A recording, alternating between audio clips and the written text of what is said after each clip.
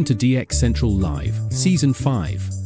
We will be starting the show soon, so make yourself comfortable and be sure to join in on the conversation happening in the chat. Also, don't forget to submit your shout-outs, so we can celebrate together. The shout-out submission link is in the video description for our live stream. If you aren't already a subscriber, be sure to hit the subscribe button.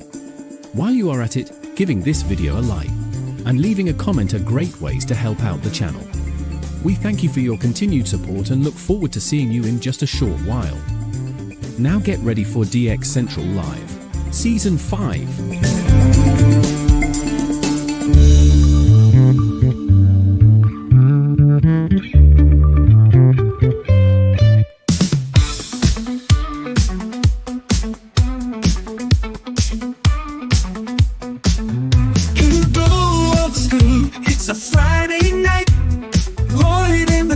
Setting frequencies right, AM and FM, the airwaves collide. DX Central Live, where the signals can't hide. Tuning in the static, chasing down the sounds. Every single signal is magic we have found. All radios hum, the chatters all agree. DX Central Live is the place to be. Folks in the chat, shout out your call. From east to west, we're breaking down the walls. It's the magic of the night, where frequencies fly. Join us now on DX Central Live. From the Gulf South to your corner of the world, this is DX Central Live. Now here's your host, Lloyd Van Horn. It's a very special DX Central Live. Happy New Year's, everyone. Happy New Year. Happy New Year's. Look at the focus going on here. There you go. It's a very special DX Central Live from the North Shore Studios here in Mandeville, Louisiana. This evening, we bring you live DX looking for Latin America. It's already been an interesting night for some of us. Just saw our friend Tim Tromp up in Michigan just captured Peru from Radio Tumbes on 1090. Not Radio Tumbes, Radio Vision in Tumbes, Peru on 1090. So we'll be taking a look to see if we can hear them here. Just a little bit ago, I heard a new station in Nicaragua, 740 Radio Sandino, thanks to a tip from Tim. And we've been checking out the usual beacon frequencies here in Mandeville here, looking for Colombia and Ecuador and some of the usual kind of ones we know to look for here. And most of them are coming in. A couple of them haven't been heard yet. Guatemala, I haven't heard them yet. Honduras, things like that. So we'll continue to look for those. I'm going to be doing doing off camera tonight here for this live stream, in and out of the shack. You know, it's New Year's Eve, so we have festivities here at the Van Horn household to tend to. But we'll be also coming in and doing some live DX. Also going to be doing some recording here as well, to record the top of the hour and things like that on several frequencies to see what we can get. And that really starts here at the top of this hour. This is the big one for Latin America. You've got Colombia, you got Cuba, you've got a little bit of Mexico there in the Yucatan. You've got Venezuela down there, parts of Venezuela. You got a lot of stuff down in South America coming up here. And then the next hour, the top of the hour, Central Time, midnight here, will be the next big one, because you've got all the Central Americans, Mexico, a bunch of Mexican stations will be doing top of the hour. You'll have the western half of South America, like Ecuador and things like that. So Latin American DX on New Year's Eve is something very, very special. And so very happy to be able to share that with you guys tonight. Before we go off camera, I did want to share a couple of little tidbits for you as we head here for the top of this hour. If you're searching for stations from Colombia, not every station in Colombia does this, but I know Caracol Radio does. I know RCN Radio out of Colombia does this. After they do the top of the hour, they'll do their countdown, as most Latin stations that I've heard over the last couple of years do some sort of countdown. There are a few exceptions. Radio Relo in Cuba doesn't do a countdown. A couple of others, but most of them do some sort of live radio. They do a countdown. They're on location somewhere in their city or whatever. They'll do a countdown. They'll hit the midnight, and then you'll have fireworks, and you'll hear things like air raid sirens. You'll hear horns, vuvuzelas, things like that. And then in Colombia, they play a very specific song, and I'm going to get nailed on the copyright for this one, but it is what it is. This is a song by Bilos Caracas Boys called Año Nueva, Vida Nueva. So this is a little This is a little tidbit of what you're going to hear tonight. Ready?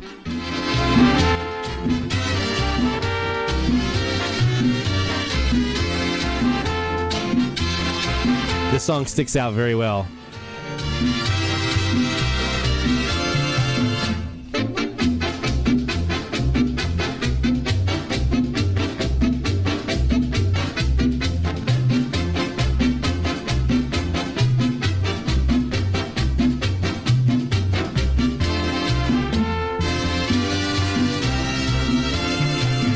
Año nuevo, vida nueva, más alegre. So that's the song you're listening for. Those horns really stick out very nicely. So 910 RCN in San Andres y Providencia, listen for it. 770 RCN, 760 RCN, 1100 you've got I can't remember if that's RCN or Caracol, 810 Caracol radio.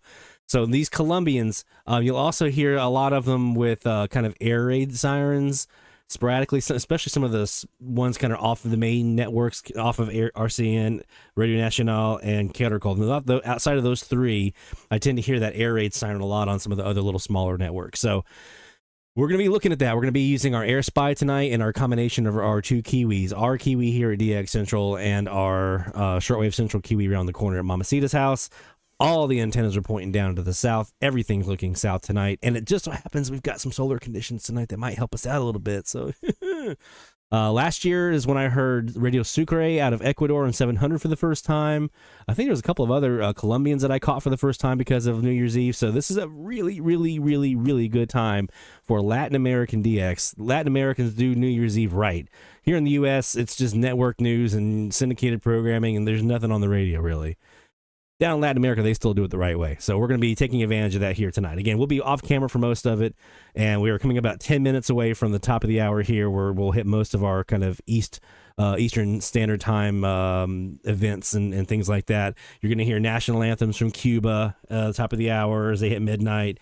Just all kinds of great stuff. So let's do it. Let's get ready. Again, all of our stuff is pointing south right now. We're going to start off here. Let's start off on the Air Spy, actually. I have to pull that in. 1 second. Let me display capture bottom screen. We're going to pull the bottom screen in here as well. So bear with me just a second, people. We'll have to pull that down underneath everything.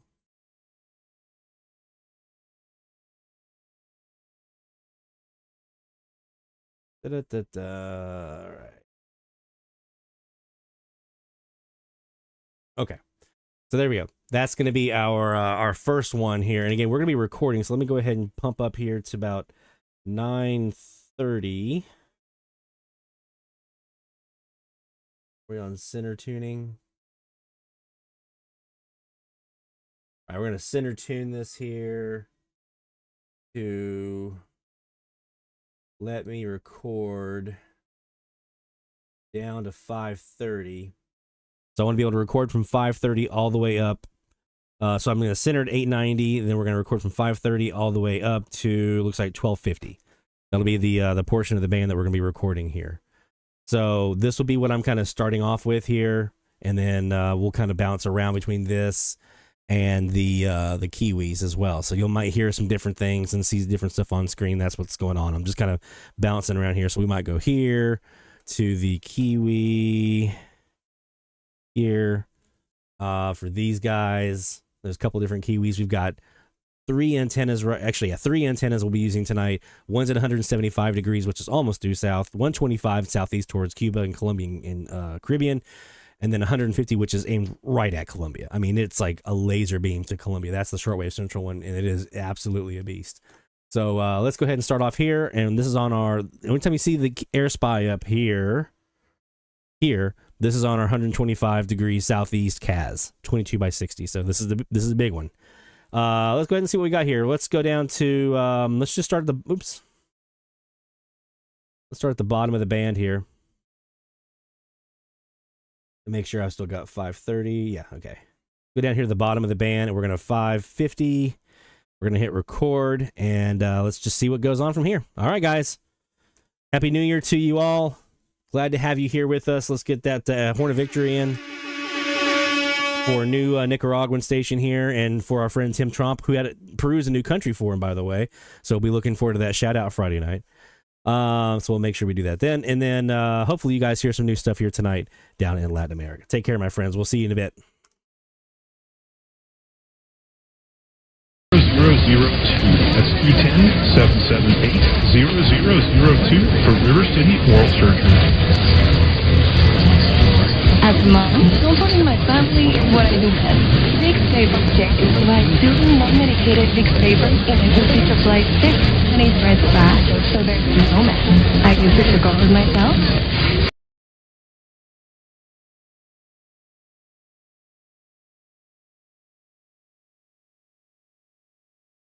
Taking CPR in the past and try Vicks Vapor Shower Max for steamy Vicks Vapor.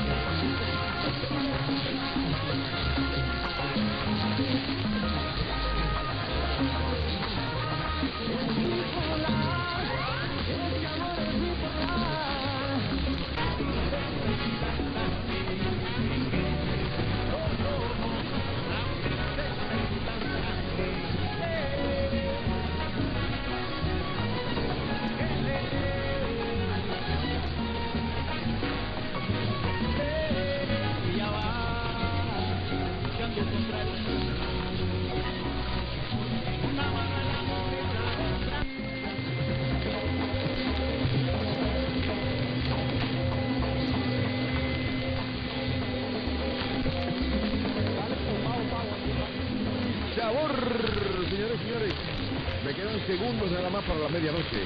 Segundos nada más para terminar el 2024, para recibir el 2025. Estamos cronometrados ahí con la gente de Radio Reloj para ser justos.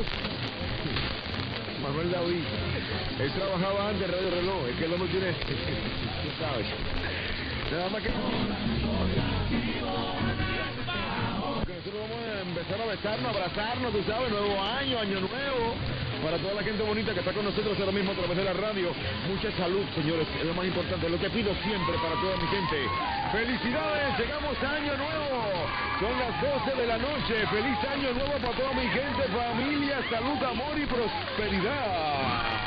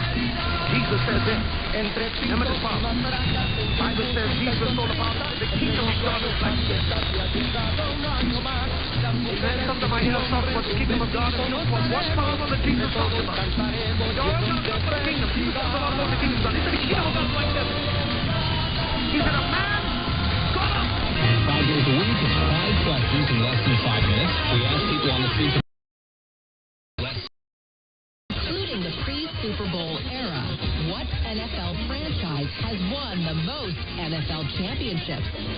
I'm going to say the Cowboys. Yes, I would say the Packers. Con sudor propio y resistencia creativa. Ya nos lo...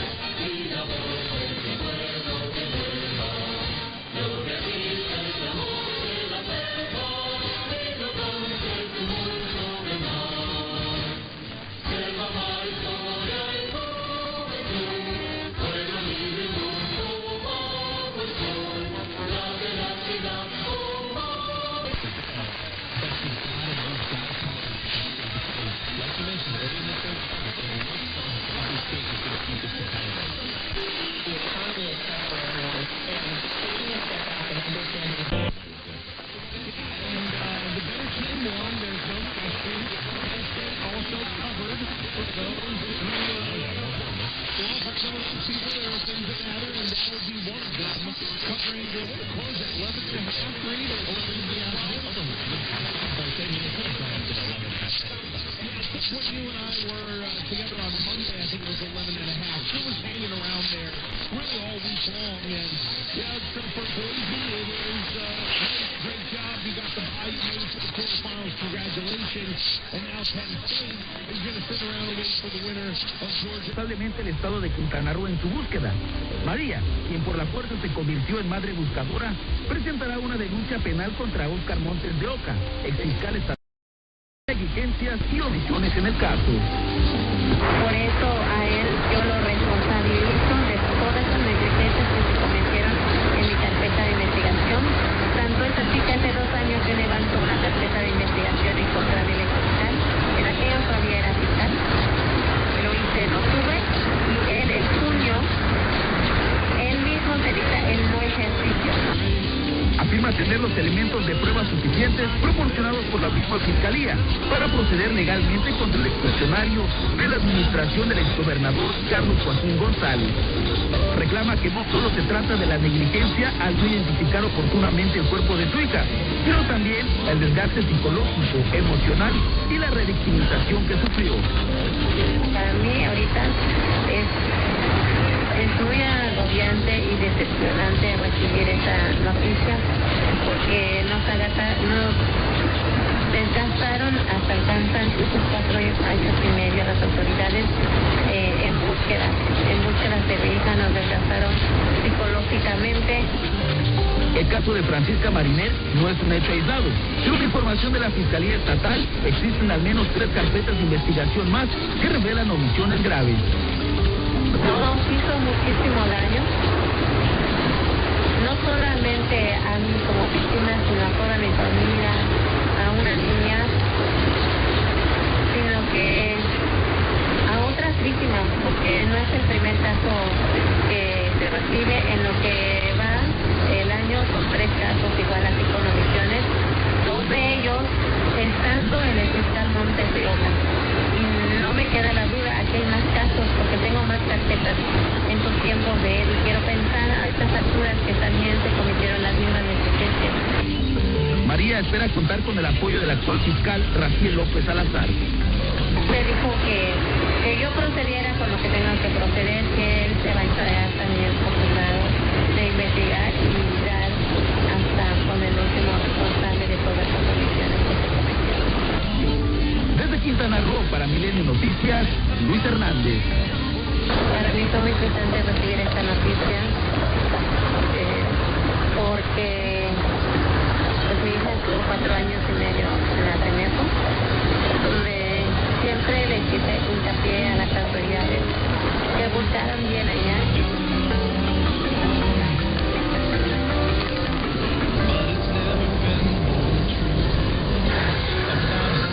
Vamos a otros temas. Ante las amenazas de Donald Trump, próximo presidente de Estados Unidos, de hacer una deportación masiva de migrantes legales, el gobierno de Oaxaca anunció que ya tiene un plan para ayudar a los oaxaqueños que enfrenten esta situación en ese país. El secretario de Gobierno de Oaxaca, Jesús Romero, comentó que habrá oficinas y refugios para brindar asistencia legal y humanitaria. Además, van a ayudarles a tramitar pasaportes y matrícula consular a los deportados. Se habla de que en Estados Unidos vive una población de alrededor de más de 1 millón de oaxaqueños. Es una de las poblaciones más grandes allá en Estados Unidos, concentrándose en los estados de California, en Oregon y en Nueva York.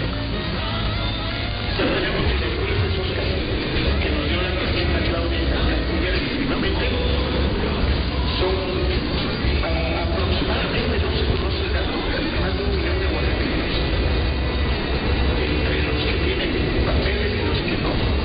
Que luego aquí en el aeropuerto los paisanos de carreazo, miren su pasaporte norteamericano, no crean que andan con cualquier pasaporte. Acá hay mucho mexicano y oaxaqueño que no está legalizado. Bueno, 2024 fue un año particularmente difícil para los migrantes que trataron de pasar por México sin papeles a Estados Unidos. Vamos a ver un recuento de lo más importante que le informamos a lo largo de este 2024. La migración irregular a través de México se vio marcada por distintos sucesos a lo largo del año. La Comar recibió más de 73,000 solicitudes de asilo. Los primeros días de enero se reportó la desaparición de 30 migrantes que viajaban hacia Tamaulipas. Ya rescataron a los migrantes que habían sido privados de su libertad. En febrero, iniciaron los esfuerzos por Donald Trump para llegar a la Casa Blanca. En sus primeros discursos para convencer a los republicanos, dijo que acabaría con la migración ilegal y amenazó con hacer una deportación masiva.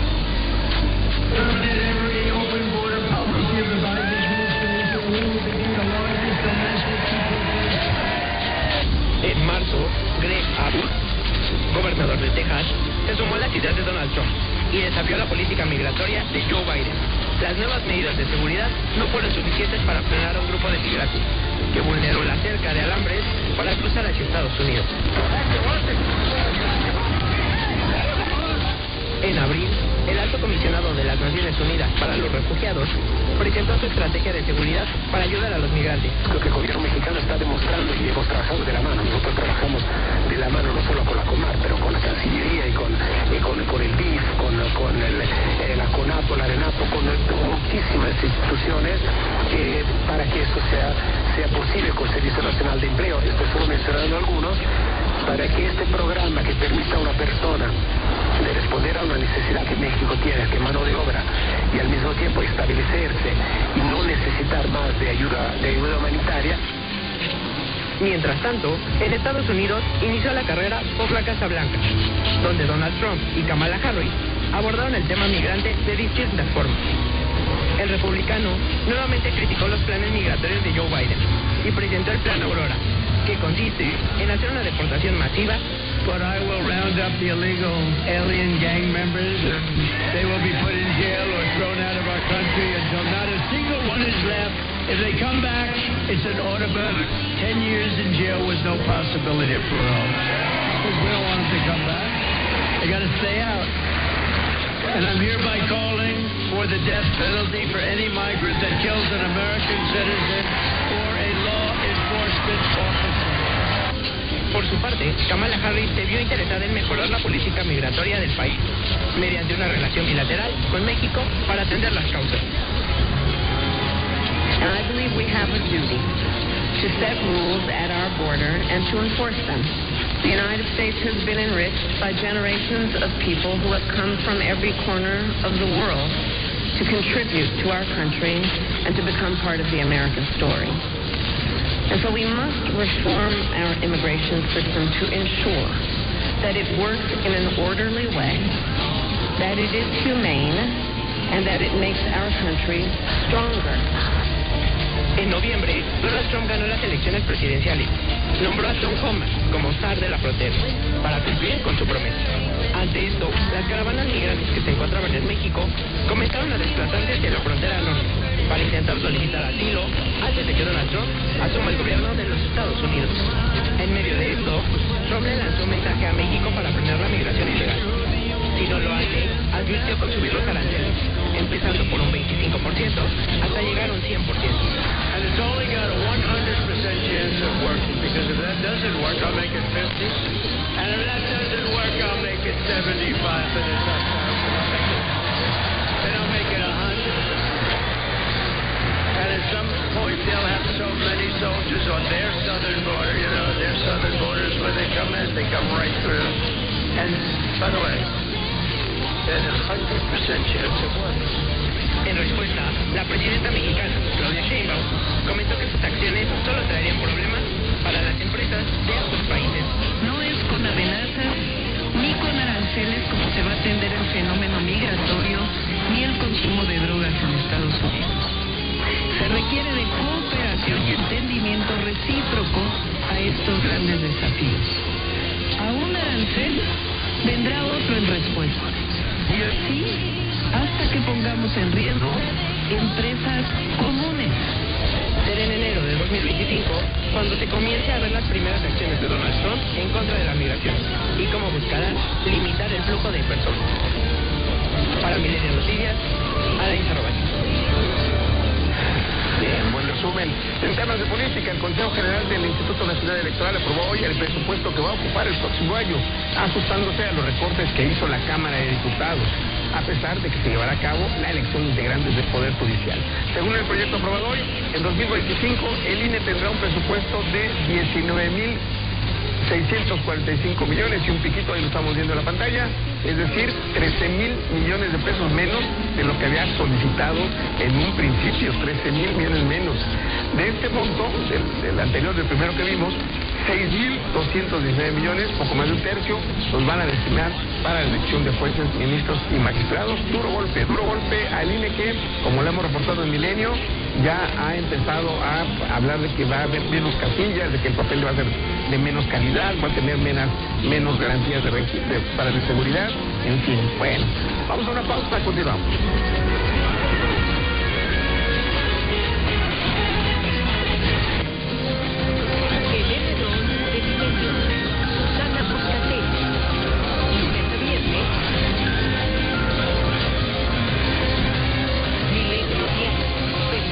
Con carácter. Nuestras plataformas son número 1 en alcance de video con 10,149,000 usuarios. México te informa en milenio.com. Tu confianza le da sentido a nuestro trabajo.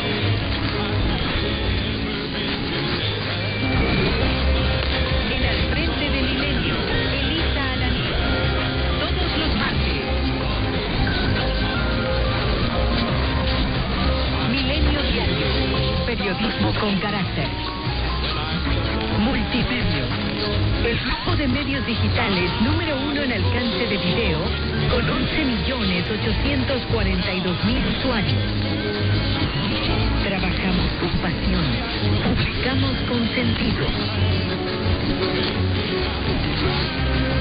En el cierre de Milenio, Caldo Calixto Albarrán, lunes, miércoles, viernes. Milenio Diario, periodismo con carácter. En negocios de Milenio, Regina Reyes Heroles, todos los jueves. Milenio Diario, periodismo con carácter.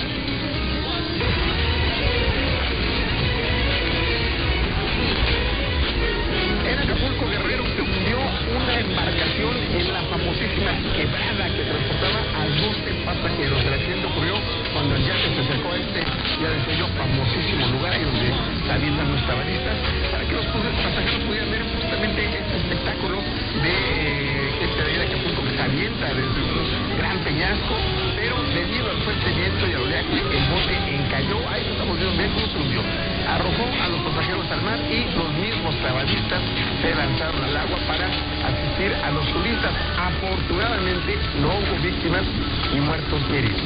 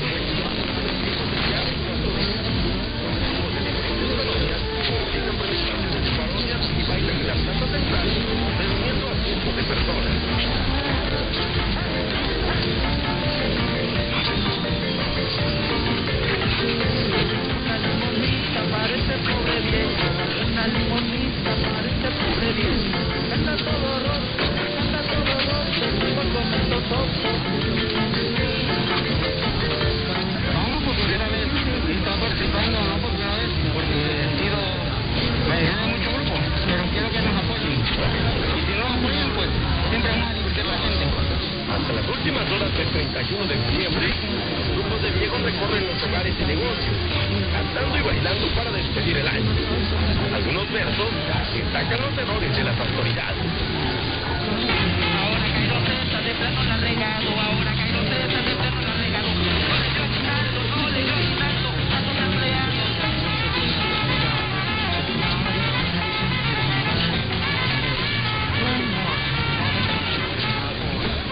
En el sur de Veracruz es común ver estos bailes de fin de año.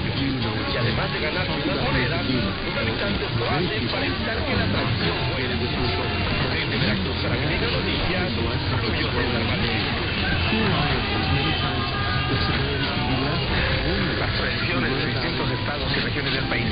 En otras noticias, Mercedes es una maestra de Chihuahua que decidió despedir el año, despedir el 2024, escalando ni más ni menos el monte Everest. Vean esto, Norma Ponce nos cuenta la historia. Mercedes Reza, una académica de Chihuahua con amplia trayectoria, decidió despedir el año de una manera muy significativa, escalando el monte Everest, la montaña más alta del mundo, ubicada en el Himalaya. Mercedes Reza, de Chihuahua, contadora pública, maestría en Derecho Fiscal, doctorado en Administración a punto de concluir. Actualmente estudió la extraordinaria carrera de Filosofía y Letras en la Universidad Autónoma de Chihuahua. Solicitó profesión de Historia del Tribunal Federal de Justicia Administrativa en Chihuahua. De periodista tengo 10 años, montañista apenas acabo de inventar. Este viaje lo planeé aproximadamente desde junio. Y fue en diciembre porque tengo vacaciones escolares, ya que se requieren alrededor de 16 días para terminar. Llegó hasta el campamento base, ya que por ser temporada invernal únicamente se les permite llegar hasta ese punto. Acompañada de su sherpa, los guardianes y ayudos de su base, Mercedes se adentró a altitudes extremas con enormes riesgos. Aquel día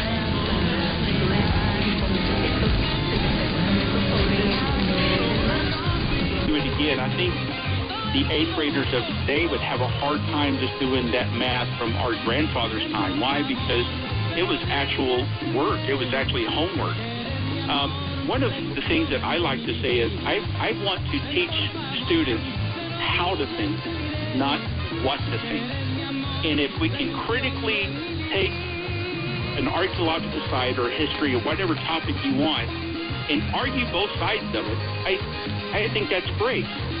I'm personally convinced that you know, I've had some of my sacred cows, if you will, slaughtered looking at Göbekli Tepe. It's not what I originally thought it was. Matter of fact, I didn't want to even write this book. It took me a guy that follows my work out of Canada named Roger. It took about 3 different times to really say, Aaron, you need to take another look at Göbekli Tepe. I quickly dismissed it as just some art motifs on some stone. That's not what it is. There's, I think, language we talked about earlier. There's other things, what I'm presenting as a regeneration theory, etc. That I want to teach students how to think, not what to think. So I like to present evidence, just put it on the table. I'm not trying to convince anyone personally of my belief. I want you to do your own homework on this. And if you get the book, quoting Göbekli Tepe, if you follow the footnotes and the references in that book, it's all footnoted. So although some of it is theory that I'm presenting, the research is actually footnoted in the book. So it's very well documented. But I like to point about that because really we need to be critically thinking about these things. And I want to be able to do that and just present the evidence and the ideas to you and then let you make up your own mind and then just dig into it. That's the fun part about archaeology and history, is getting in there and just learning for yourself. Let's go to our first-time caller, Eon in Oregon. Welcome to the program. Hi, Eon. Hey, thanks for taking my call. I like the talk and the subject here. I was going to ask about, so you guys are saying that they haven't found Noah's Ark. Do you guys know about the works of Ron White? Yes, I do. Okay, well, I mean, it seems pretty undeniable, all the pins and everything, and the way it sounds, and I'm not saying he sounded, a pilot sounded flying over, but, that seems like the evidence is just undeniable that that's it. I mean, wouldn't you guys agree? There have been great rumors that the Noah's Ark Aaron has been found, but I want it publicly known. I want it broadened everywhere. What do you think? Right. Well, this is the Jerusalem Archive. It's about 20, 30 miles across the valley from Greater Ararat. I've been to that site. I studied it. I talked with my colleagues who were geologists and other archaeologists, been to the site, looked at it. They're not convinced, and I'm not convinced that Noah's Ark. Now, here's why. I want to be clear, because the Jerusalem Archive continually, lives on the internet in a certain background. This is a very common question I get. There's recently popped up again on some YouTube channels. And I have a dear friend who's actually a researcher there, who I know personally, who's really a proponent for that. He's taken up the mantle, if you will, from Ron Lansford and carried it to Xander Jones. Xander and I we don't agree on this. Here's my reasons why. One, the geology phase of pyroclastic mudflow.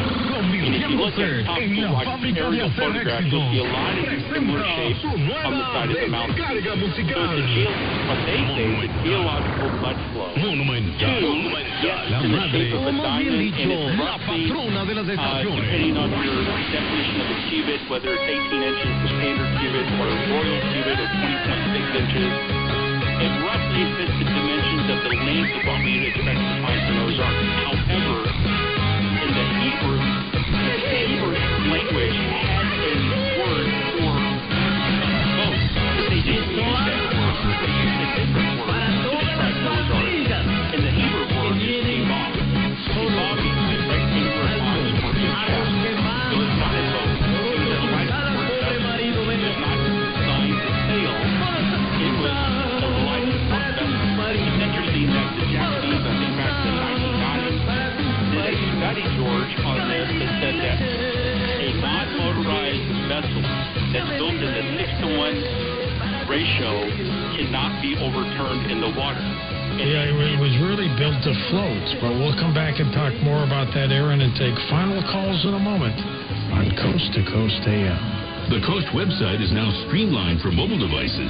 Great news if you're a Coast insider or simply want to enjoy our website on your phone. Visit coasttocoastam.com on your iPhone or Android browser.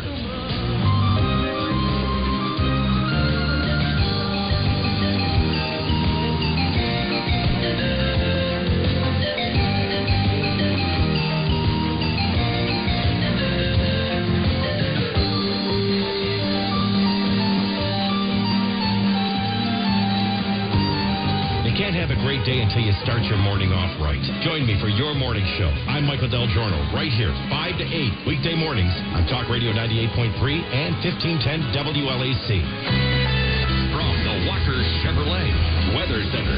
Your Talk Radio 98.3 and 1510 WLAC forecast. Clouds, some gusty winds out of the west and northwest, and a low down to 36 to start off the new year during the overnight hours. The clearing period will take place into the afternoon on New Year's Day with a high of 44. Clear on Wednesday night, the low should fall to the mid-20s. Mix of clouds and sun Thursday with a high of 46. On Friday, sunny and breezy with a high of 41. Slightly colder Saturday with a high around 36. Rain Sunday with a high of 42. That rain may mix with snow at times, heading towards Sunday evening. I'm Jeff Marr with the Weather Channel. Looking for a premium smoke? Then welcome to the world of Al Capone cigars, where we're keeping it real, using only premium natural leaf wrappers. Al Capones are hand-rolled for a unique look and smooth flavor, from mellow to bold to the rich flavor of sweet cognac. Al Capone cigars stand out. Elevate your style with Al Capone's My Way. Find us at alcaponecigar.com. That's alcaponecigars.com. Average varies by plan. View contracts and exclusions at endurancewarranty.com. If you have a 2004 or newer vehicle that's out of warranty or about to be, Endurance is urgently notifying U.S. drivers about their low-cost vehicle coverage plan designed to save drivers thousands on rising vehicle repair costs. Those who qualify can pick their plan, coverage, and repair shop. Roadside service, towing, and rental cars included. All covered repairs get paid directly to the repair shop for you. Call now for your free quote. Call 800-431-8958. That's 800-431-8958. Portions of the following program will be recorded. iHeartRadio Did You Know? Presented by iHeartRadio. You know what you're listening to right now. Did you know that at iHeartRadio, one of our biggest pet peeves is dead air? That pause you get between the songs when you're listening to a baller playlist, or the gaps in your soundtrack when you're trying to set the mood. It kills the energy, destroys the vibe.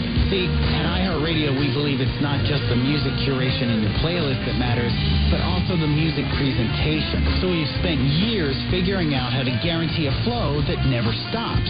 Smart music transitions that seamlessly bridge one song to the next when you listen to artist radio or playlists on iHeartRadio. So we make sure the flow is never interrupted. It's just one of the ways that we try to make your music sound even better. Check it out for yourself. Tap on the playlist tab in the iHeartRadio app and find something you like. Or type in the name of your favorite artist and listen to the difference that gap-free smart transitions make to your music flow. And it's only on iHeartRadio. #1 for music, radio, and podcasting, all in one app. iHeartRadio. WLAC News. Fox News, I'm Sue Gussman. London bringing in the news. Sobre mi corazón.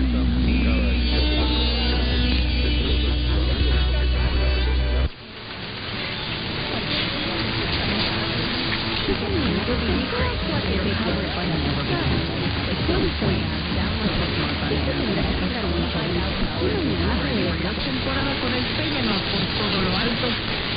Suma 8 goles y 2 asistencias en 11 partidos. El delantero mexicano quiere culminar el presente curso con el equipo neerlandés. Son las 11:34 minutos. La ranchera de Monterrey, la más completa.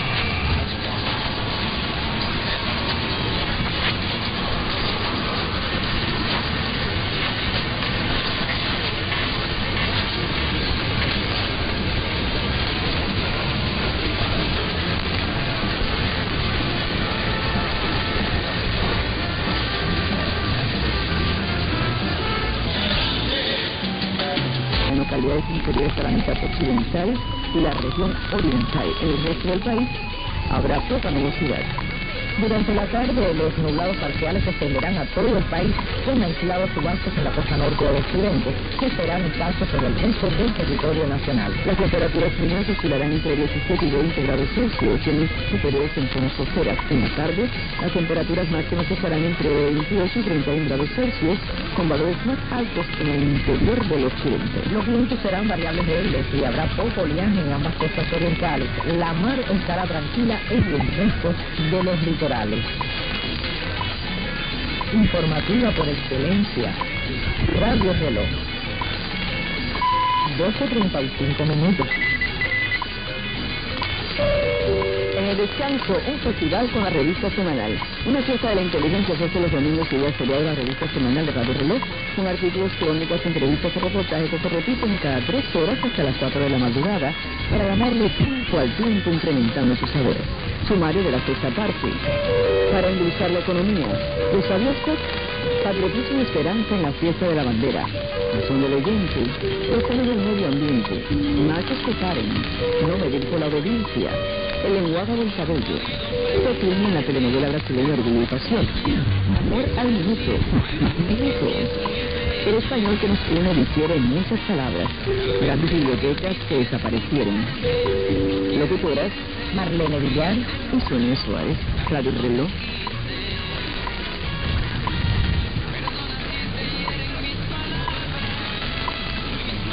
$12:36.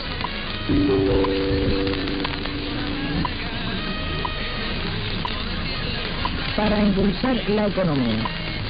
La empresa agroindustrial azucarera Ciudad Caracas de Lajas, en la provincia de Cienfuegos, recibe el apoyo de otros territorios para impulsar las labores de la actual etapa, en la que espera producir más de 18.000 toneladas de azúcar. José Matamoros Yang, que es uno de los granmenses, se llegó con su camión de tecnología china para trasladar caña de Cartagena hasta el central lajero, y con gran entusiasmo aseguró que aspira a convertirse en millonario. Junto a otros 7 trabajadores procedentes de Río Cauca, José comienza las labores muy temprano porque sabe la importancia de su aporte en esta zafra. Su camión tiene 12 años de uso, pero su compañero y él manejan con cuidado. Saben cuán necesaria es la ayuda a la zafra en Cienfuegos o en otras tareas, como cuando azotó el huracán Rafael y permanecieron 20 días en el occidente del país. Continuará Radio Reloj, 12:37 minutos. Buenos conductores para todos sus caminos. Conclusión. José Matamoros Yang es uno de los camioneros que traslada caña de Cartagena hacia el central Ciudad Caracas en Cienfuegos, manifiesta su satisfacción por la ayuda que ofrece en esta zafra. En su camión todo sería imposible. Comenta que tanto él como sus compañeros mecánicos, electricistas y hacen maravillas para garantizar el funcionamiento de los camiones. José también se refiere a las atenciones de la empresa agroindustrial azucarera Ciudad Caracas de Cienfuegos y lo agradece, pues a pesar de las carencias o contratiempos, siempre tienen una sonrisa para ellos. Así con los cubanos nobles, los que están dispuestos a colaborar con la economía del país, los que como José y sus compañeros de Río Cauto, allá en Granma, por estos días permanecen en Cienfuegos para que avance la zafra y haya azúcar para impulsar la economía. Redactor Luz David González Porcal, Radio Reloj, 12:38 minutos. ¿Lo sabía usted? El puente sobre el río San Juan de la ciudad de Matanzas fue construido en 1904 para dar paso al ferrocarril de Dubó. El nombre propio Atahualpa viene del quechua Atuaz, que quiere decir dicha aventura, felicidad, y de Chualpa, que significa ave de la fortuna. Es el nombre del título emperador Inca, el cual se usa todavía en Perú, como también se emplea el de Cuauhtémoc, último emperador azteca en México. Por su resolución del gobernador político de La Habana en el siglo XIX, que le producía otra del gobierno superior civil del 30 de diciembre de 1853, que prohibía el uso de vasijas y utensilios del cobre en los establecimientos públicos. Posteriormente, esta disposición oficial fue incluida en las ordenanzas municipales. Radio Reloj, 12:39 minutos. Patriotismo y esperanza en la fiesta de la bandera. Una tradición de más de 120 años hace peculiar la despedida del año viejo y el advenimiento del nuevo en la ciudad de Santiago de Cuba, pues cada 31 de diciembre se realiza la fiesta de la bandera. La historia de la ceremonia inició el último día del año 1900 en el ayuntamiento de la ciudad, frente al Parque Perseus, custodiado por la casa del ayuntamiento del adelantado Diego Velázquez, la Catedral Metropolitana y el Hotel Casa Granda. Justo cuando las campanas anuncian el inicio de año, se hace la fiesta, que incluye la entonación del himno nacional, el izaje de la bandera, la interpretación de piezas musicales y danzarias alegóricas a la ciudad.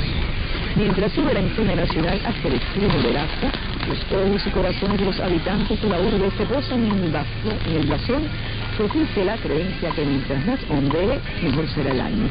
Continuará Radio Reloj, 12:40 minutos. Origen y continuidad de una peculiar fiesta. Conclusión.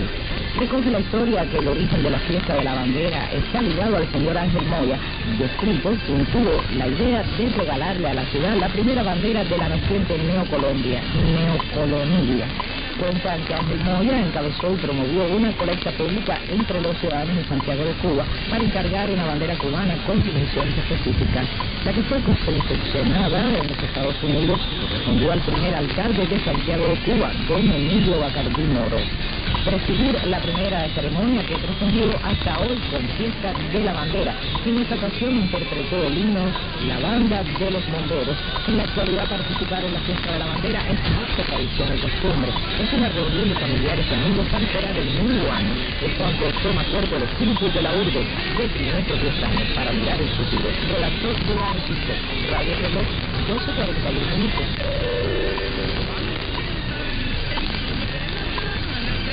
Estimado oyente, hoy la Lista de Oros ha terminado el 2024, pero esta misión seguirá junto a ustedes, brindando la hora en las noticias.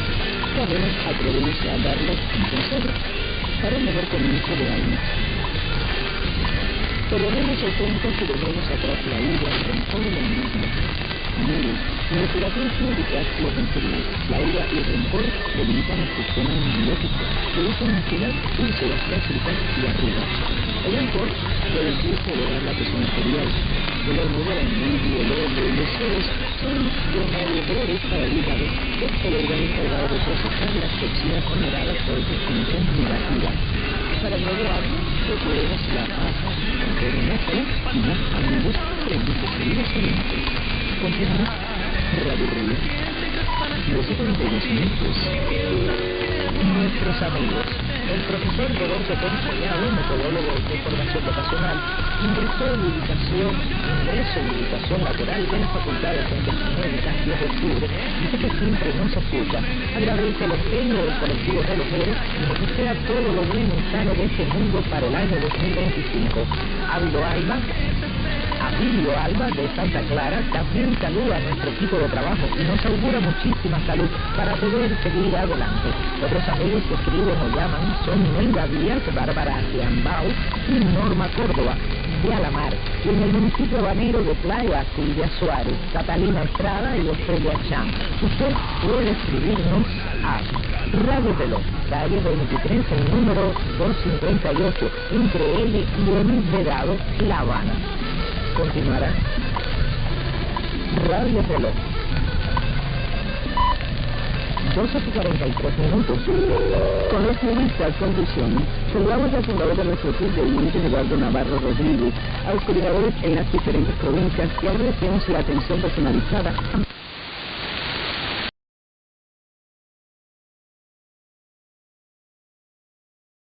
It's called the Noah's Ark of Feasibility Study, and he goes into basically all the math behind it, and he basically determines that the Ark wasn't even at full capacity at all. You don't need the large ones, you don't need the full adults, you need just juveniles to go on. So probably the average size was the size of a sheep or something, perhaps. You don't need the very large ones to carry on the line. But no, it wasn't DNA, it was the actual animals. In the ancient reports that we've had, that people like Ed Davis and a Danny boy who said his uncle took him up to see the site, and he described it back in the 40s or the 20s. And he described the Ark that was broken in several pieces, but he did see cages inside the Ark. And of course, I've documented this all in my journal at aaronjudkins.com. I wrote a book on it called The Quest for Noah's Ark. It's just my field notes as I journeyed for this, and some other really great things that I've done in my career. L.A. Marzulli and the elongated skulls of Peru back in 2014, and the Dead Sea Scrolls cave that we talked about earlier. So I've really had some adventurous, amazing expeditions, George, and I just tried to journal it and bring it all back and let people know about it.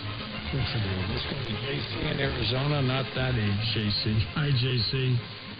Good morning, George, and good morning, Dr. Judkins. Hi. Good morning.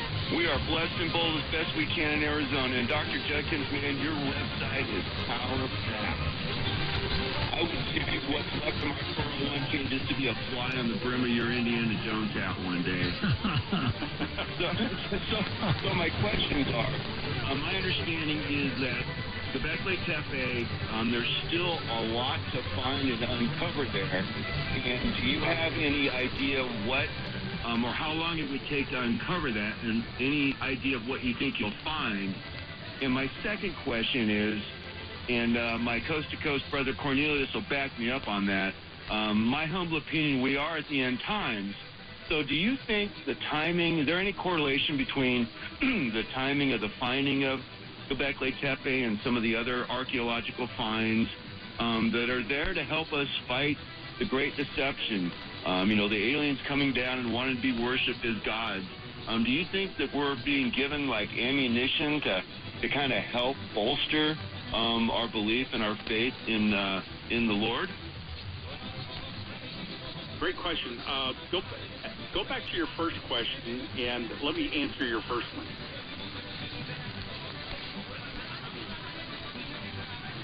Go ahead, JC.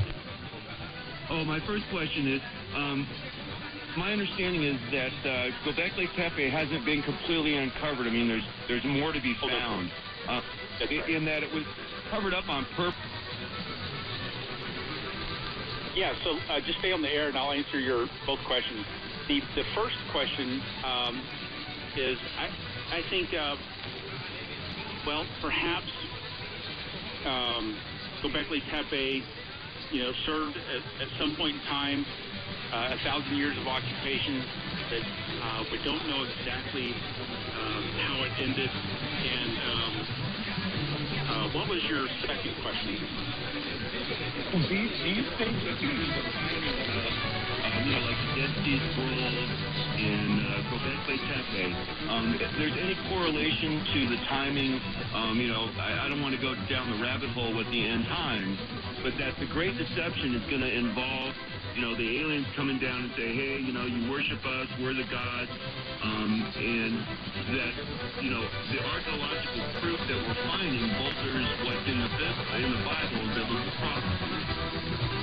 Right. It's interesting question that you asked there.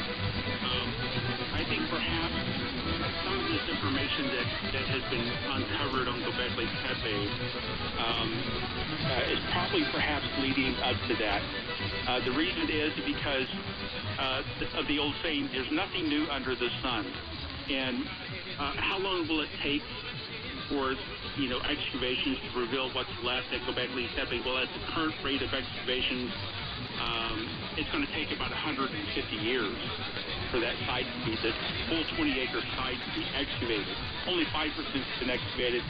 So I look, back in 2016 or 2018, the Davos site, the Doges group funded Göbekli Tepe with about $15 million grant.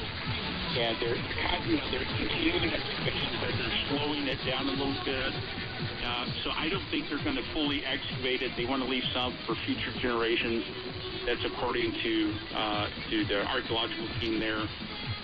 But I think it's probably, there's more to be found. I think those Lubian logograms, it's only hours looking. I think there's probably going to be more of those found. I would like to see some more collaborating evidence for that, for language. That if that is indeed Lubian logograms, then that would culturally redate Göbekli Tepe to perhaps the 3rd century BC. Not in the Neolithic, but perhaps in the Bronze Age. And that's mind-blowing. So we need more evidence. We need more excavations for that. That's just my theory. I'm not saying that's what it is. But I do, in the book, look at redating Göbekli Tepe culturally. Now, will these finds, such as Göbekli Tepe, Noah's Ark, will those archaeological findings and sites help people to believe in the end times? It depends on your presuppositions of life and how you view life. For those who need evidence, I think it's great that we could find Noah's Ark. Is it necessary to discover it? No. I don't really need to have Noah's Ark for my faith to be active. It's not necessary. But it would embolden some who would say, hey, I need to rethink this. If they actually found it and it was independently verified, then it would, I think, change the minds of some. This is kind of the approach that I'm taking with Göbekli Tepe, is that it was a site that was purposed by religious ideology. And because of this created this regeneration process at the site where they were going back to the ancestors to become a star god. Now, I lay a very solid foundation for this theory in the book. There's not a lot of time to get into it here. But I do believe that yes, some of these sites can do that, depending on, if you're open-minded and you want to look at these evidences. And then some people, it's just not going to matter what we find in the archaeological record. It's not going to matter what empirical evidence is discovered. Their mind's already made up. So I like to, try to reach the people that at least would reconsider some of these things. And I think that's what I love to do, is to get out as a field archaeologist and go research these sites and see what's there and look at it from a different perspective and see if we can gain another understanding of this. And this is exactly my approach with Gomez Tepe. AC is with us from Cleveland, Ohio. AC, welcome to the show. Hello, George, and both of you. Thank you, sir. A comment and a question. The comment is, Noah's world was destroyed by a flood of water. Jesus said, if it wasn't the days of Noah, so shall also the coming of the Son of Man be. The book of Revelation from chapter 6, which talks about the flood. Interesting analogy. The question I have for you, Aaron, is in the 1980s there was a movie called In Search of Noah's Ark, and in this movie they said that the Turkish government had actually gone up to the site, the glacier had receded, and actually walked on the Ark and brought back some evidence of the Ark. But because the Turkish government was Islamic, Mohammed had said that the Ark wound up on another mountain, and so the information was suppressed. There was also a Russian pilot that saw the Ark from an airplane in 1970. He's breaking up there, Aaron, but we've got the gist of it. Go ahead. Yeah, I think Stoller is correct about some of these other witness sightings about the Ark. And, it's interesting because on the north side of the mountain that faces Armenia, there was a monastery that was at about 7,000 feet. Remember, the mountain is about 17,000 feet. There's a monastery at about 7,000 feet. About 200 people lived in this monastery, and they said prior to 1840 that they held some of the relics of the Ark in that monastery. But in 1840, there was a big earthquake that hit that mountain, and it blew out what we know as the Ahor Gorge now. And that blew out a third of the mountain. It created these cliffs that are well steeper than the Grand Canyon, George, on that side. It's very, very dangerous. People have died on that side of the mountain. You can't go from the top down. You have to go from the bottom up. And that monastery got buried under about 40 feet of rubble. So what they had there, we don't know. There was a church in Armenia that I went to that has a book with wood that came from Noah's Ark. We went there and investigated that.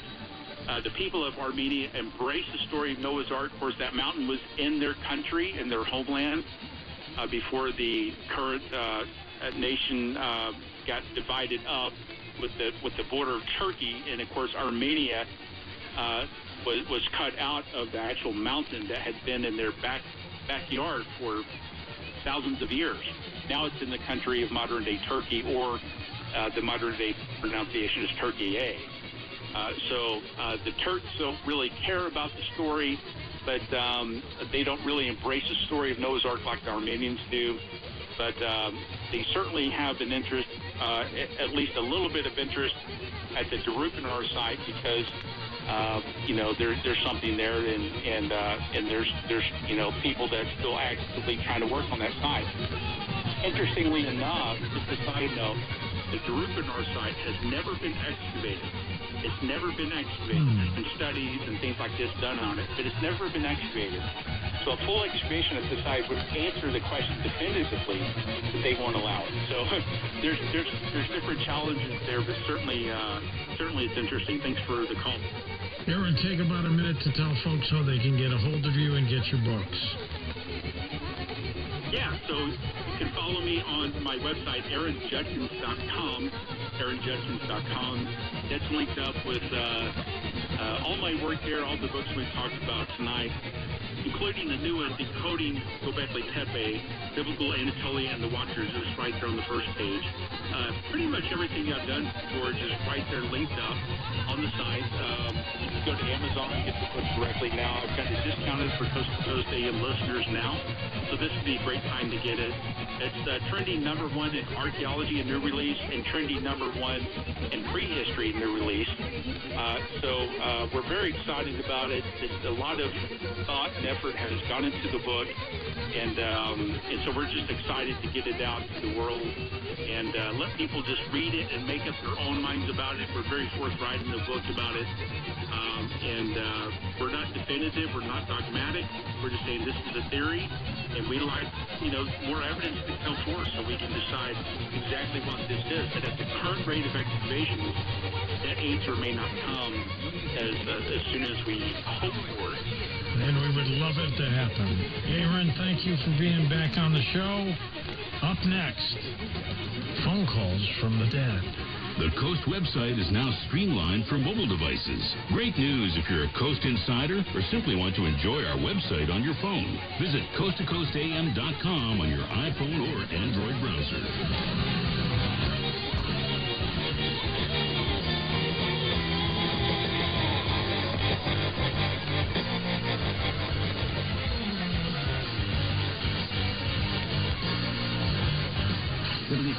CM Nashville. The free iHeartRadio app is #1 for music, radio, and podcasts, all in one. Discover a new podcast from our library of over 350,000 titles. Here's an iHeartRadio podcast preview. Berta Cáceres was one of the most influential advocates for indigenous and women's rights in Honduras. La discriminación y el racismo que se ha cometido contra el pueblo lenca, contra el copí. And in 2013, when she began leading a protest campaign against a proposed hydroelectric dam, she became one of the most celebrated environmental activists anywhere. Honduras was known as the most dangerous place in the world for environmental activists. More than 100 had been reported killed in just the previous 5 years. She told friends about threatening phone calls she'd get. She said strange cars followed her on the road. She knew that she was very much still being targeted and still at risk of being killed. Berta was the most powerful activist in her country, but none of the accolades could protect her in the end. Environmental rights activist was shot dead in Honduras on Thursday, prompting protests in the capital. My name is Monty Reel, an investigative reporter for Bloomberg Green. On the upcoming podcast, Blood River, we tell the story of a murder. A murder in a place where murderers thrive, where about 97% of all homicides are left unsolved and unpunished. Listen and follow this podcast for free on the iHeartRadio app. #1 for music, radio, and podcasts, all in one. News and information around the world with one thing. Talk Radio 98.3, WSIF 5250. 2825 marches into the next time zone. I'm Carmen Roberts, Fox News. Cities including Chicago, Dallas, and Minneapolis ringing in the new year now. Earlier in New York's Times Square, about 1 million revelers braving the rain to welcome the new year.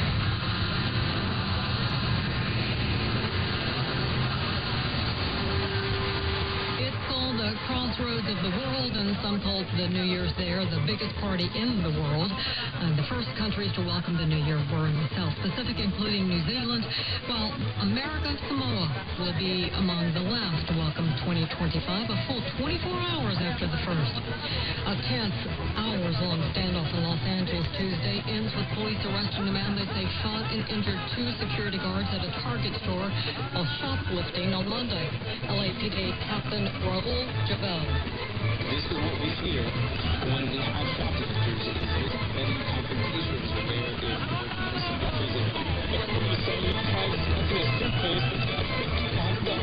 merchandise and walking out, but was confronted by security, then started shooting. Matthew Seedorf with Fox 11 Los Angeles. Police have not released the suspect's name, saying no officers are targeted for injured. After Blake Lively is there, filing a federal lawsuit, suing Justin Baldoni, the director of her latest film, Paquete místico de los 7 secretos.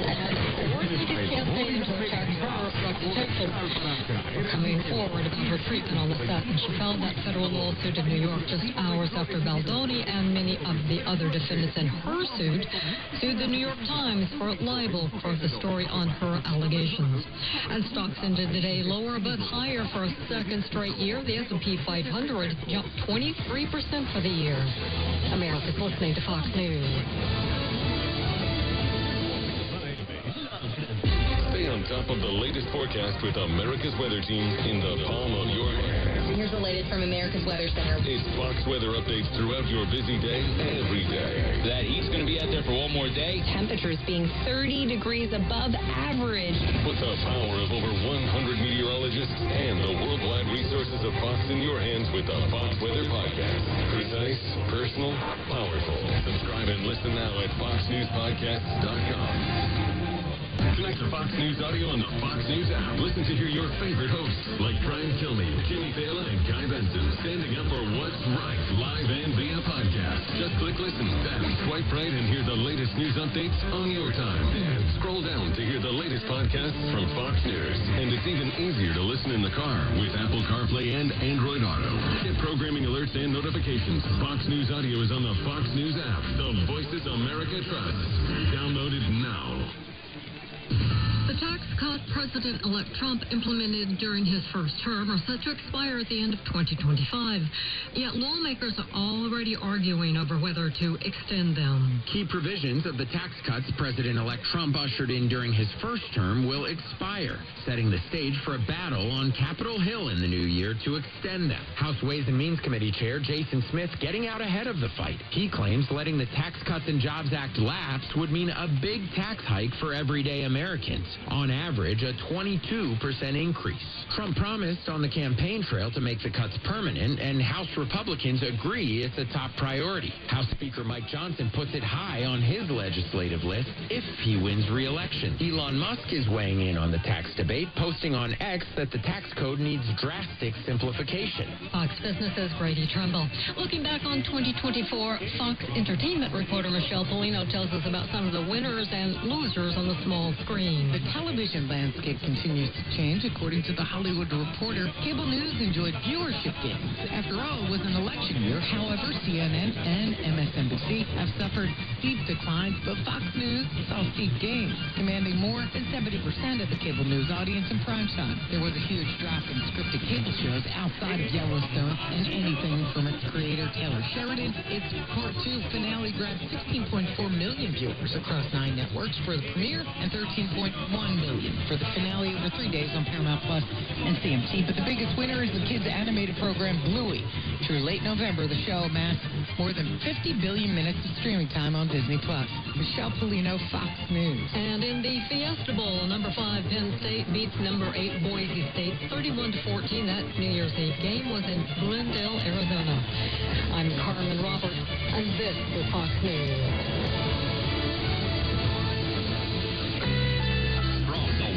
Chevrolet Weather Center. Your Talk Radio 98.3 and 1510 WLAC forecast. Some clouds, some gusty winds out of the west and northwest, and a low down to 36 to start off the new year during the overnight hours. And then a clearing period will take place into the afternoon on New Year's Day with a high of 44. Clear on Wednesday night, the low should fall into the 20s. On mix of clouds and sun Thursday with a high of 46. On Friday, sunny and breezy with a high of 41. Sunny but colder Saturday with a high only around 36. Some rain Sunday with a high of 42. That rain may mix with snow at times, heading towards Sunday evening. I'm Jeff Marr with the Weather Channel.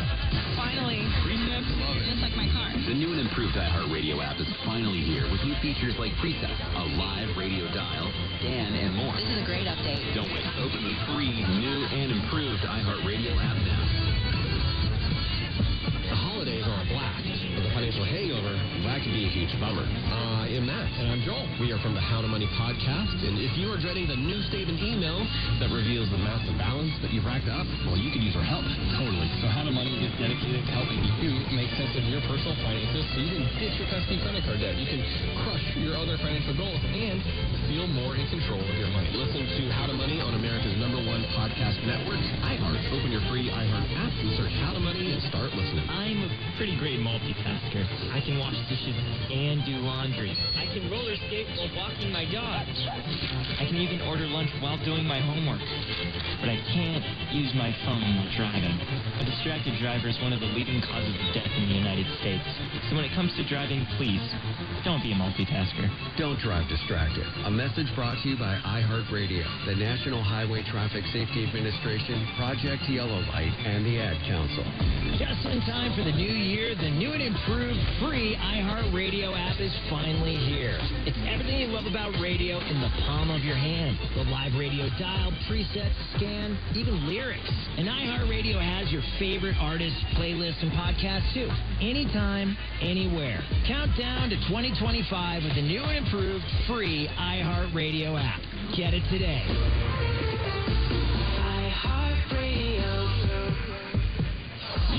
And information around the clock. This is Talk Radio 98.3, WSIX 62 and 1510 WLAC, Nashville. An iHeart radio station. Zone will be checking in next hour. Those of you in the Mountain Time Zone, Tommy and I will check in on you Pacific Time Zone folks and you folks in Hawaii. Let's look forward to a great 2025, and we've got a special show for you. Tonight, psychics, astrologers, and mediums, and your calls throughout the night. We're going to have some fun about 2025. Here's what's happening. Chinese state-sponsored hackers breached the U.S. Treasury Department's computer security guardrails this month, stole documents in what treasuries call a major incident. The hackers compromised third-party cybersecurity service provider Beyond Trust and were able to access unclassified documents. A military appeals court has ruled against Defense Secretary Lloyd Austin's efforts to throw out the plea deals reached for Khalid Sheikh Mohammed and two other defendants in the 9/11 attacks. That decision puts back on track the agreements that would have the three men plead guilty to one of the deadliest attacks in the United States in exchange for sparing the possibility of the death penalty. We shall see what happens. 3,000 people died on that horrible day on 9/11. This holiday season has come up with a hefty price tag, record high credit card debt. Over a third, 36% of American consumers took on holiday debt. What does all mean for the next year? Let's check in with our expert, John Truman Wolf. John, too much credit card debt out there. Hello. Hi, John. Can you hear me?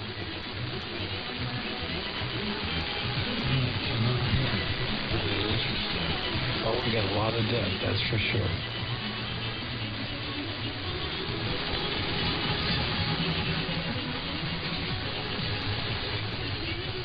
An obsession with healthy eating can lead to addiction and eating disorders. Experts have warned as millions of people prepare to start diets for the new year. Researchers said they are concerned that clean eating diets can be too restrictive and lead to malnutrition and mental illness.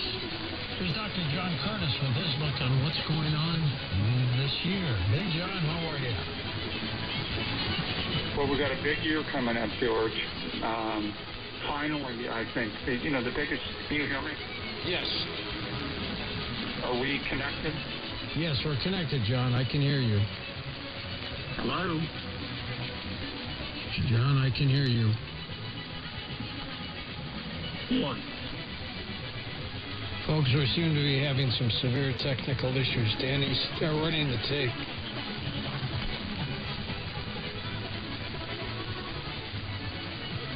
Well, very excited to be with Alex Jones, and I think we're going to build a great Washington Bureau that I think is going to be competitive with the major news agencies, and I believe reporting more honest truth out of Washington. Sounds exciting. Thanks, Joe. Dr. Jerome Corsi. Well, Doc Wallach is right again. Eating vegetable oils could lead to fatigue, migraines, and dementia. Now, in the middle of the 20th century, concerned by the growing heart attack epidemic, Americans ditched butter and other saturated fats in favor of vegetable oils. But according to Dr. Catherine Shanahan, author of the book Deep Nutrition, Why Your Genes Need Traditional Food, that was a fatal mistake. Shanahan, a family physician based in Denver with a degree in biochemistry and genetics, has built a career knocking the forms of nutrition that aren't good for you. And she recommends an eating plan based on animal fats and proteins, just like Doc Wallach has been saying for years. A California long-haul trucker has died after a tooth infection spread to his lungs. He was 26 years old, a father of 2 little kids. He started to complain of a toothache a few weeks ago. Before a drive to New York, he visited a dentist in Oklahoma and had his tooth cleaned and was prescribed antibiotics. The medication reportedly did little to help the man. His face began to swell up.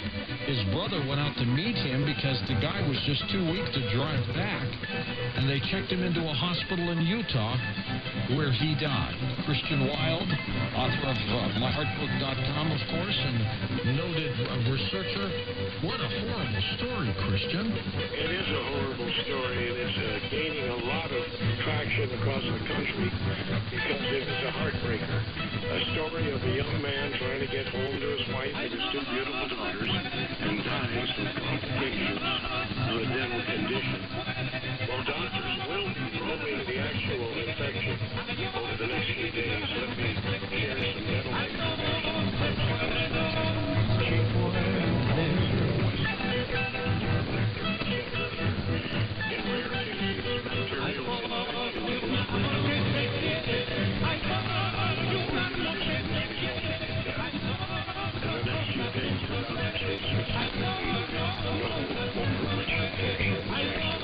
According to the Journal of Endodontics, after looking at 61,000 hospitalizations for dental infections, and that's over in a period, George, they have found that 66% of those patients, 1 in 1,000, died from the infection.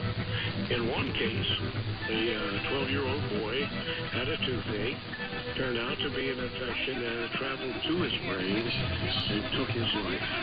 Each of us has in our mouths at any given time 600 to maybe 700 different strains of bacteria, and not all are harmful. A little common sense might suggest that we do a great service to ourselves by simply rinsing our mouths 2 or 3 times a day with 3% hydrogen peroxide diluted water. But that's something you would need to discuss with your dental professional. You know, Christian, Bobby Darin, the lead singer, died at the age of 37, had rheumatic fever when he was a youngster, which affected his heart. But he had gone to the dentist, got an infection, and he died much the same way as this poor individual did. Absolutely, and that's the reason if you tell your dentist that you have you've had rheumatic fever as a child, they will take precautions and give you an antibiotic.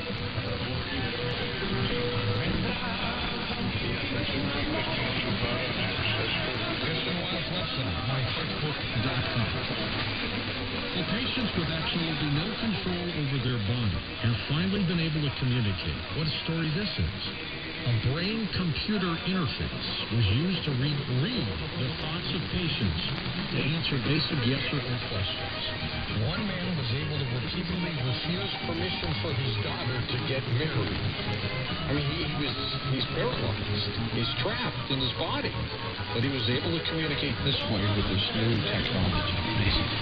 And social media, making people antisocial, jealous.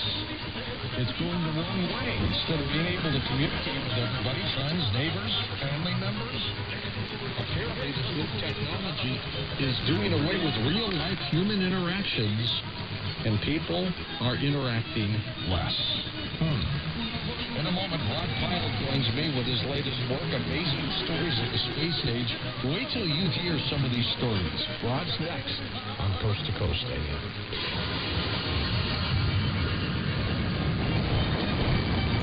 All right. So,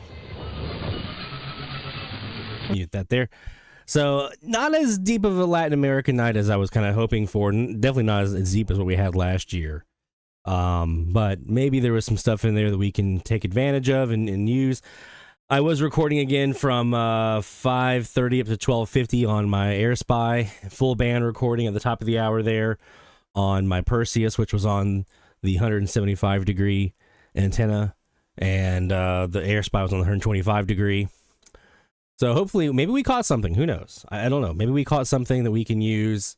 I'll be doing some recording review over the next few days here and uploading any ear checks to YouTube that we come across. So that's going to do it for tonight. Happy New Year, my friends. It's officially New Year here in Central Time Zone now. So Happy New Year to you all.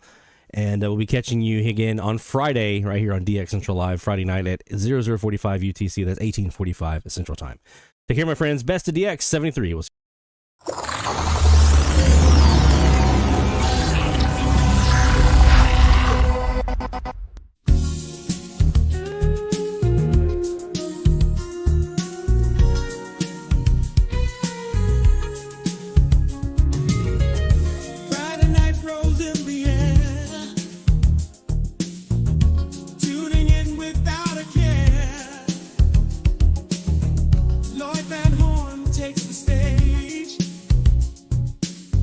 Central Live engage. AM, FM static fight. Chasing signals all through night. Waves that travel far and wide. Feel the magic deep inside. DX Central Live tonight. Turning dials, feeling right. Lloyd will guide us through the waves. All the signals we will crave. Frequencies that cross the sea. Mysteries for you and me. Lloyd's voice cuts through the noise. Feel the thrill, enjoy the joys. Ghostly whispers in the dark. Find a station, hit the mark.